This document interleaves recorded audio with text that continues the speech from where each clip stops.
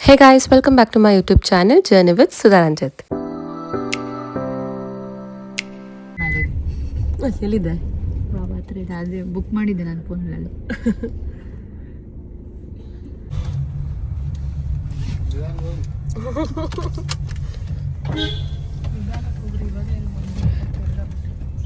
Three days temple trip vlog part 1 ಆಗಿರುತ್ತೆ ಇದು. ಎಲ್ಲರಿಗೂ ತಮ್ಮನೇಲಿ ನೋಡ್ತಿದ್ದಂಗೆ ಗೊತ್ತಾಗಿರುತ್ತೆ. ನಾವು ಹೋಗಿದ್ದು 3 ಜ್ಯೋತಿರ್ಲಿಂಗ ದರ್ಶನ ಮಾಡೋಣ ಅಂತ ಮಹಾರಾಷ್ಟ್ರಗೆ. ನಮಗೆ ಫ್ಲೈಟ್ ಅರ್ಲಿ ಮಾರ್ನಿಂಗ್ 4 ಗಂಟೆಗಿತ್ತು. ಹಾಗಾಗಿ ನಾವು 1:15ಗೆ ಮನೆ ಬಿಟ್ವಿ. ಅಲ್ಲಿ ಹೋಗಿ ನಾವು ಬೋರ್ಡಿಂಗ್ ಎಲ್ಲ ಮಾಡೋಷ್ಟರಲ್ಲಿ ಟೈಮ್ ಆಗುತ್ತೆ ಅಂತ. ಹೋದ ವರ್ಷ ನಾವು ಲೇಡೀಸ್ ಟ್ರಿಪ್ ಹೋಗ್ಬೇಕು, ನ್ಯೂ ಇಯರ್ ರೆಸಲ್ಯೂಷನ್ ಅಂತ ಅನ್ಕೊಂಡಿದ್ವಿ. ಶ್ರೀಲಂಕಾ ಹೋಗ್ಬೇಕು ಅಂತ ಅನ್ಕೊಂಡಿದ್ವಿ, ಇವಾಗ ಶಿರ್ಡಿಗೆ ಹೋಗ್ತೀವಿ. ಆದ್ರೆ ಇಯರ್ ಎಂಡ್ ಆಲ್ಮೋಸ್ಟ್ ಅಷ್ಟೇ. ಹೆಂಗೋ ಇಯರ್ ಎಂಡ್ ಅಲ್ಲಿ ಒಳ್ಳೆ ಟ್ರಿಪ್ ಹೋಗ್ತಿದ್ವಿ ಬಿಡು. 2 o'clock ಅಷ್ಟಲ್ಲಿ ಏರ್ಪೋರ್ಟ್ ರೀಚ್ ಆದ್ವಿ. ಅರ್ಲಿ ಮಾರ್ನಿಂಗ್ ಆಗಿರೋದ್ರಿಂದ ಎಲ್ಲೂ ಏನು ಟ್ರಾಫಿಕ್ ಇರಲಿಲ್ಲ. ಒಂದು ಹಾಫ್ ಅನ್ ಅವರ್ಗೆಲ್ಲ ರೀಚ್ ಆಗ್ಬಿಟ್ವಿ. ನನ್ನ previous vlog pack with me ವ್ಲಾಗಲ್ಲೇ ಹೇಳಿದ್ದೆ ನಾನು, ಇದು ಸಡನ್ ಪ್ಲ್ಯಾನ್ ನಮಗೆ ದೇವಸ್ಥಾನಕ್ಕೆ ಹೋಗೋದು ಅಂತ. ಆದರೆ ತುಂಬ ದಿವಸದಿಂದ ಅಂದ್ಕೊಂಡಿದ್ವಿ ಈ ಥರ ಜ್ಯೋತಿರ್ಲಿಂಗ ಎಲ್ಲ ಕಂಪ್ಲೀಟ್ ಮಾಡಬೇಕು ಅಂತ. ಫಸ್ಟ್ ಇದು ಮಾಡಿಬಿಟ್ರೆ, ಯಾಕಂದರೆ ಮಹಾರಾಷ್ಟ್ರಲ್ಲಿ 3 ಜ್ಯೋತಿರ್ಲಿಂಗ ಇದೆ, ಇದನ್ನು ಕವರ್ ಮಾಡಿದ್ರೆ ಆಮೇಲೆ ಒಂದೊಂದನ್ನೇ ನೋಡ್ಕೊಂಡು ಬರ್ಬೋದು ಅಂತ ನಾವು ಈ ಟ್ರಿಪ್ ಪ್ಲ್ಯಾನ್ ಮಾಡಿದ್ದು. ನಾವು ಈ ಟ್ರಿಪ್ ಪ್ಯಾಕೇಜಲ್ಲಿ ಹೋಗಿದ್ದು ಸಾಯಿ ಶಿಶಿರ್ ಟೂರ್ಸ್ ಅಂತ. ಅವ್ರದ್ದೇ ಕಂಪ್ಲೀಟ್ ಪ್ಯಾಕೇಜ್ ಆಗಿತ್ತು, ನಮ್ದೇನೂ ಇರಲಿಲ್ಲ ಇದರಲ್ಲಿ. ಅವರೇ ಕಂಪ್ಲೀಟ್ ಪ್ಲ್ಯಾನ್ ಮಾಡಿದ್ದು ಈ ಟ್ರಿಪ್ದು.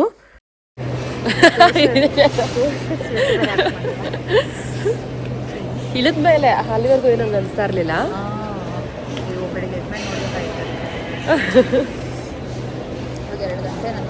ಎಷ್ಟು 2:23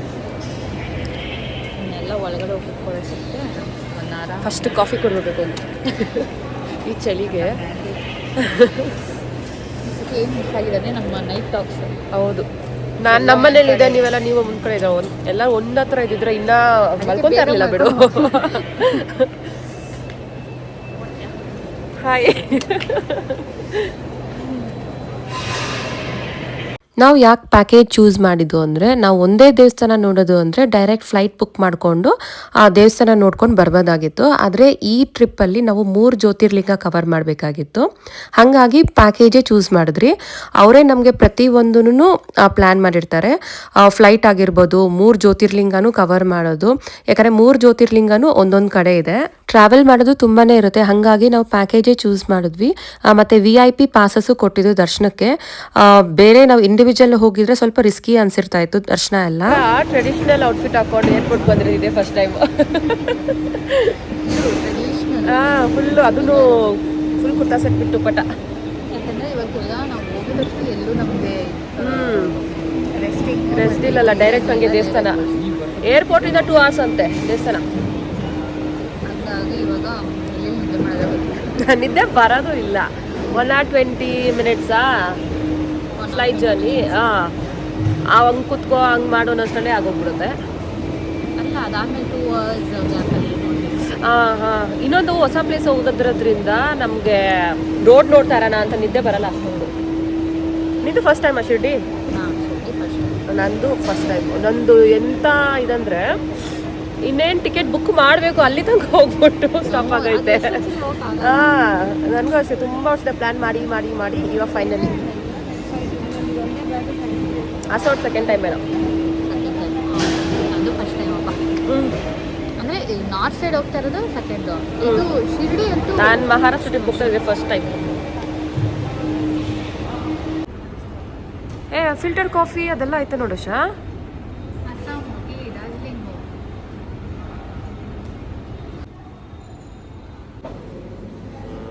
This is combo is a idli wala khana baat and KFC baat. और idli wala is a 15 से 11 वाला. कॉफी शुगर नहीं, इसमें शुगर नहीं है. टी ना कॉफी? कॉफी है. ये कॉफी. ಕಾಫಿ 3 ಗಂಟೆಗೆ ಬ್ರೇಕ್ಫಾಸ್ಟ್.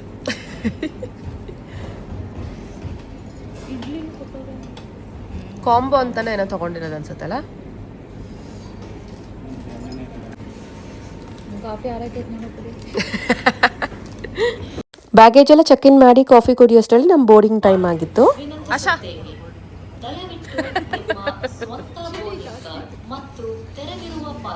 ನಮಗೆ ಫಸ್ಟ್ ಡೇ ಐಟ್ನರಿಯಲ್ಲಿ ಬರೀ ಭೀಮಾಶಂಕರ್ ಜ್ಯೋತಿರ್ಲಿಂಗ ಅಷ್ಟೇ ಕವರ್ ಮಾಡೋದಿತ್ತು. ಯಾಕಂದರೆ ಪುಣೆ ಏರ್ಪೋರ್ಟಿಂದ ಭೀಮಾಶಂಕರ್ಗೆ ಆಲ್ಮೋಸ್ಟ್ 6 hours ಹಿಡಿತು ನಮಗೆ ಹೋಗೋಕ್ಕೆ. ಹಾಗಾಗಿ ಅದೊಂದೇ ದೇವಸ್ಥಾನ ಕವರ್ ಮಾಡಿದ್ದು ನಮ್ಮ ಫಸ್ಟ್ ಡೇಯಲ್ಲಿ. 1 hour ಟೈಮ್ ಇರುತ್ತೆ, ಚೆನ್ನಾಗಿ ಮಲ್ಕೊಂಡು ರೆಸ್ಟ್ ಮಾಡಿ. ಅದೇ ಅರಿಶಿಣ ಒಂದ್ಸಲ ಹೇಳ್ದೆ ಗೊತ್ತಾ, ಏನು ಹೋಗೋದಾಗ ಕುತ್ಕೊಳ್ರಿ ಅಂತಾರೆ, ಕುತ್ಕೊಳ್ರಿ ಅವರೇ ಕರ್ಕೊಂಡೋಗಿ ನಿಲ್ಲಿಸ್ಬಿಡ್ತಾರೆ. ಇನ್ನೇನು ಮಾಡ್ತೀವಿ ಸ್ವಲ್ಪ ನಿದ್ದೆ ಬಂದಾಗ ನಿದ್ದೆ ಮಾಡೋದು ಸರಿ. ಮತ್ತೆ ನಮ್ಗೆ ಎಂಟರ್ಟೈನ್ ಮಾಡು, ನಿದ್ದೆ ಬಂದಿಲ್ಲ ನಮ್ಗೆ ಎಂಟರ್ಟೈನ್ ಮಾಡು. ಏನು ಗೊತ್ತಾ, ವೈದ್ಯನಾಥಲ್ಲಿ ಆರ್ಟ್ ಇದೆ, ಅದು ಒಂದು ಸ್ಟೋರಿ ಇದೆ. ಏನು ಗೊತ್ತಾ, ಅಂದ್ಬಿಟ್ಟು ನಾನು ಬರೀ ಶಿವನ್ ಮಾತ್ರ ವರ್ಷಿಪ್ ಮಾಡಬೇಕು ಅಂತ ಶಿವನ್ ಸುತ್ತ ಮಾತ್ರ ಸುತ್ತಾ ಇರ್ತಾರೆ. ಆವಾಗ ಶಿವ ಹೇಳ್ತಾನೆ, ಪಾರ್ವತಿನೂ ಸೇರಿಸಿ ಸುತ್ತು, ನನ್ನನ್ನು ಮಾತ್ರ ಯಾಕೆ ಸಿಂಗಲ್ ಮಾಡ್ತೀಯಾ ಅಂತ ಅಂದ್ಬಿಟ್ಟು. ಆವಾಗ ಹೇಳ್ತಾರೆ, ಶಕ್ತಿ ಇಲ್ಲ ಅಂತಂದರೆ, ಅಂದರೆ ಪಾರ್ವತಿ ಇಲ್ಲ ಅಂತಂದರೆ ಶಿವ ಏನೂ ಇಲ್ಲ. ಸೊ ಆವಾಗ ಬರೀ ಶಿವನ್ ಮಾತ್ರ ಸುತ್ತಾ ಇರ್ತಾನೆ. ಆವಾಗ ಪಾರ್ವತಿ ಏನು ಮಾಡ್ತಾಳೆ, ನಿನ್ನಲ್ಲಿರೋ ಶಕ್ತಿನೆಲ್ಲ ತೆಗೆದ್ಬಿಡ್ತಾಳೆ. ಆ ಸನ್ಯಾಸಿನಲ್ಲಿರೋ ಶಕ್ತಿ ಎಲ್ಲ ತೆಗೆದ್ಬಿಟ್ರೆ ಏನಿರುತ್ತೆ, ಒಂದು ಬರೀ ಮೂಳೆ ಕೈಕಾಲು ಮಾತ್ರ ಇರುತ್ತೆ. ಆವಾಗ ನೋಡ್ದೆ, ನಿನಗೇನೆ ಶಕ್ತಿ ಇಲ್ಲ ಅಂದರೆ ನೀನೇ ಫುಲ್ ವೇಸ್ಟ್, ನಿನಗೆ ಏನಿಲ್ಲ. ಸೊ ಹಾಗಾಗಿ ನೀನು ಶಿವ ಶಕ್ತಿ ಎರಡನ್ನೂ ಮಾಡಬೇಕು ಅಂದಾಗ ಅರ್ಧನಾರೀಶ್ವರ ಆಗೋದು. ಶಿವ ಅರ್ಧ, ಪಾರ್ವತಿ ಅರ್ಧ, ಎರಡು ಅರ್ಧನಾರೀಶ್ವರ ಆದಾಗ ನೀನು ಇವಾಗ ಹೆಂಗೆ ಶಿವ ಮಾತ್ರ ಸುತ್ತದೆ ಸುತ್ತು ಅಂತ ಹೇಳಿದಾಗ ನೀನು ಈ ವರ್ಷ ಏನು ಮ್ಯಾನಿಫೆಸ್ಟ್ ಮಾಡ್ಕೊಂಡಿದ್ಯಾ? ನಾನು ನಿನ್ನೆ ಬ್ಲಾಗಲ್ಲಿ ಹೇಳಿದ್ದೀನಿ, ಅದಕ್ಕೆ ನೀನು 2026 ನಾನು ಫುಲ್ 12 ಜ್ಯೋತಿರ್ಲಿಂಗಾಸ್ ಹೋಗಬೇಕು. ಅಕ್ಷರನಿಂದ 12 ಅಲ್ಲದೆ ಇದ್ರು ಅಟ್ಲೀಸ್ಟ್ ಒಂದು ಇಂಟರ್ನ್ಯಾಷನಲ್ ಟ್ರಿಪ್ ಮತ್ತೆ ಜ್ಯೋತಿರ್ಲಿಂಗ ಆದಷ್ಟು ಕವರ್ ಫುಲ್ ಆಗಲ್ಲ, 2 ಆಗಲ್ಲ. ಮ್ಯಾನಿಫೆಸ್ಟ್ ಮಾಡ್ಕೊಳ್ಳೋದೇ ತಪ್ಪಿಲ್ಲಲ್ಲ. ನನ್ನ ಮಾಡಿ ನಾನು ತೋರಿಸ್ಬಿಡ್ತೀನಿ.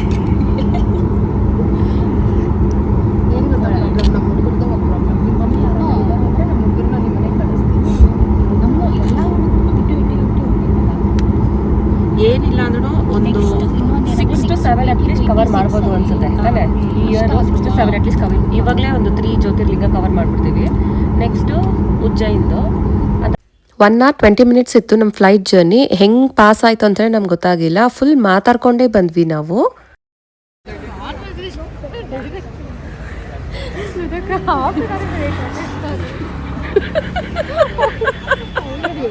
ಪುಣೆ ಏರ್ಪೋರ್ಟಿಂದ ಭೀಮಾಶಂಕರ್ ದೇವಸ್ಥಾನಕ್ಕೆ ಜಸ್ಟ್ 3.5 hours ಅಷ್ಟೇ ಆಗುತ್ತೆ. 119 kilometers ಇದೆ. ಬಟ್ ನಮ್ಗೆ ರೀಚ್ ಆಗೋಕ್ಕೆ ಆಲ್ಮೋಸ್ಟ್ 6 hours ಹಿಡಿತು. ಯಾಕಂದರೆ ಫುಲ್ ಟ್ರಾಫಿಕ್ ಜಾಮ್ ಆಗಿತ್ತು, ತುಂಬಾ ಸ್ಲೋ ಮೂವಿಂಗ್ ಇತ್ತು. ಪುಣೆ ಏರ್ಪೋರ್ಟಿಂದ ದೇವಸ್ಥಾನಕ್ಕೆ ಸ್ವಲ್ಪ ದೂರ ಇದಿದೆ, ಘಾಟ್ ಸೆಕ್ಷನ್ ಇದೆ. ಅದರಲ್ಲಂತೂ ತುಂಬಾ ಸ್ಲೋ ಮೂವಿಂಗ್ ಇತ್ತು, ಗಾಡಿಗಳು ಮುಂದಕ್ಕೆ ಹೋಗ್ತಾನೆ ಇರಲಿಲ್ಲ. 2 ಕಡೆನೂ ಫುಲ್ ಜಾಮ್ ಆಗಿಬಿಟ್ಟಿತ್ತು.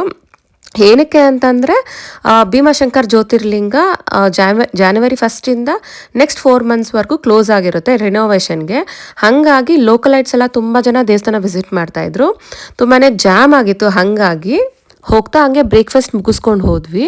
ನಾವು ಮಳೆ ಸೀಸನಲ್ಲೆಲ್ಲ ಪ್ಲ್ಯಾನ್ ಮಾಡಿದ್ರೆ ಈ ದೇವಸ್ಥಾನಕ್ಕೆ ತುಂಬಾ ಚೆನ್ನಾಗಿರ್ತಿತ್ತು. ಯಾಕಂದರೆ full greenery, on the way ಹೋಗೋಕ್ಕೆ ತುಂಬ ಚೆನ್ನಾಗಿ ಅನಿಸ್ತಿತ್ತು. ಎಲ್ಲಿ ನೋಡಿದ್ರೂ ವೆಹಿಕಲ್ಸ್ ಇತ್ತು. ಈ ಥರ ಎಲ್ಲ ಸ್ಟಾಪ್ ಮಾಡ್ಕೊಂಡು ನಿಂತ್ಕೊಂಡ್ಬಿಟ್ಟಿದ್ರು, ಮೂವೇ ಆಗ್ತಾ ಇರಲಿಲ್ಲ. ಹಾಗಾಗಿ ಸ್ವಲ್ಪ ದೂರ ನಡ್ಕೊಂಡೇ ಹೋದ್ವಿ ನಾವು. ನಾರ್ಮಲ್ ಕ್ಯೂ ಅಂತೂ ದೇವಸ್ಥಾನ ಕಾಣಿಸ್ತಾನೆ ಇರಲಿಲ್ಲ, ಅಷ್ಟು ದೂರದಿಂದ ನಿಂತ್ಕೊಂಡಿದ್ರು. ನಮಗೆ ಪ್ಯಾಕೇಜ್ ಕಡೆಯಿಂದನೇ VIP ಪಾಸಸ್ ಕೊಟ್ಟಿದ್ರು. ಹಾಗಾಗಿ ದರ್ಶನ ಸ್ವಲ್ಪ ಬೇಗನೆ ಆಯಿತು. ನಮ್ಮನ್ನು ಬ್ಯಾಕ್ ಡೋರಿಂದ ದರ್ಶನಕ್ಕಂತ ಕರ್ಕೊಂಡು ಹೋಗಿದ್ರು. ದರ್ಶನ ಒಂದು 20 minutes ಅಲ್ಲೇ ಆಗಬೇಕಾಗಿತ್ತು. ಆದರೆ ಆರತಿ ಅಂತ ಒಂದು 10-15 minutes ಡೋರ್ ಕ್ಲೋಸ್ ಮಾಡಿದ್ರು. ನಾವು ದರ್ಶನ ಮಾಡೋಕ್ಕೆ ಒಂದು 5 ನಿಮಿಷ ಇದೆ ಅಂದವಾಗ ಆರತಿಗೆ ಅಂತ ಡೋರ್ ಕ್ಲೋಸ್ ಮಾಡಿದ್ರು.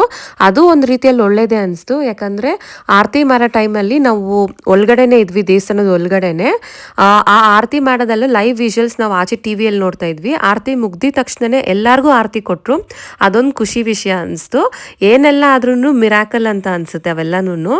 ನಾವು ಅಯ್ಯೋ ಕ್ಲೋಸ್ ಮಾಡಿದ್ರಲ್ಲ ಡೋರು, ಲೇಟ್ ಆಗ್ಬೋದೇನೋ ನಮ್ಮ ದರ್ಶನ ಅಂತ ಅನ್ಕೊಂಡ್ವಿ. ಬಟ್ ಕ್ಲೋಸ್ ಮಾಡಿದಕ್ಕೂ ನಮಗೆ ಒಳ್ಳೆ ದರ್ಶನನೇ ಸಿಕ್ತು. ನಾವು ಎಕ್ಸ್ಪೆಕ್ಟ್ ಮಾಡಿದಕ್ಕಿಂತನೇ ತುಂಬಾನೇ ಚೆನ್ನಾಗಾಯ್ತು ದರ್ಶನ. ಅದೊಂದು ತುಂಬಾನೇ ಖುಷಿ ಅನಿಸ್ತು. ಚೆನ್ನಾಗಾಯ್ತು. ನಾವು ಹೋಗೋ ಟೈಮ್ಗೆ ಮಹಾಮಂಗಳಾರತಿ ಆಗಿದ್ದು ಚೆನ್ನಾಗಿ ಅನಿಸ್ತು. ಮಂಗಳಾರತಿ ಸಿಕ್ಕಿದ್ದು ನಾವು ವೇಟ್ ಮಾಡಿದಕ್ಕೂ ಏನೋ ಒಂದು ಸ್ಪೆಷಲ್ ಥಿಂಗ್ ಆಗುತ್ತೆ ಅಂತ ಚೆನ್ನಾಗಿ ಅನಿಸ್ತು. ಅಯ್ಯೋ ವೇಟ್ ಮಾಡ್ಬೇಕಲ್ಲಪ್ಪ ಅಂತ ಅನಿಸ್ತು.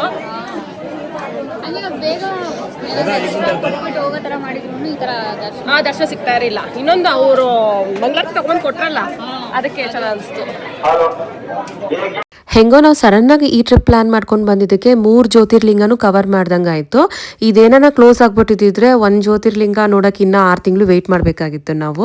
ಇನ್ನೊಂದು ಈ ಜ್ಯೋತಿರ್ಲಿಂಗ ನಾವು ಸ್ಪರ್ಶ ದರ್ಶನ ಮಾಡೋದು, ಮುಟ್ದಾಗ ಆ ವೈಬೇ ಬೇರೆ ಥರ ಇತ್ತು. ತುಂಬಾ ಖುಷಿ ಅನಿಸ್ತು. ನಾವು ದರ್ಶನ ಎಲ್ಲ ಮುಗಿಸೋಷ್ಟ್ರಲ್ಲಿ ತುಂಬಾ ಲೇಟ್ ಆಗಿತ್ತು, ಲಂಚು ಮಿಸ್ ಆಗಿತ್ತು. ಹಾಗಾಗಿ ಆಚೆ ಕಬ್ಬಿನ ಹಾಲು ಮ್ಯಾಗಿ ಎಲ್ಲ ತಿಂದ್ಬಿಟ್ಟು ಅಲ್ಲಿಂದ ಹೊರಟ್ವಿ. ಆ ಟ್ರಾಫಿಕಲ್ಲಿ ಮತ್ತೆ ನಾವು ಡಿನ್ನರ್ಗೆ ಹೋಟೆಲ್ ರೀಚ್ ಆಗೋಷ್ಟರಲ್ಲಿ ತುಂಬಾ ಲೇಟ್ ಆಗಿತ್ತು, ಅರೌಂಡ್ 9 o'clock ಆಗಿತ್ತು.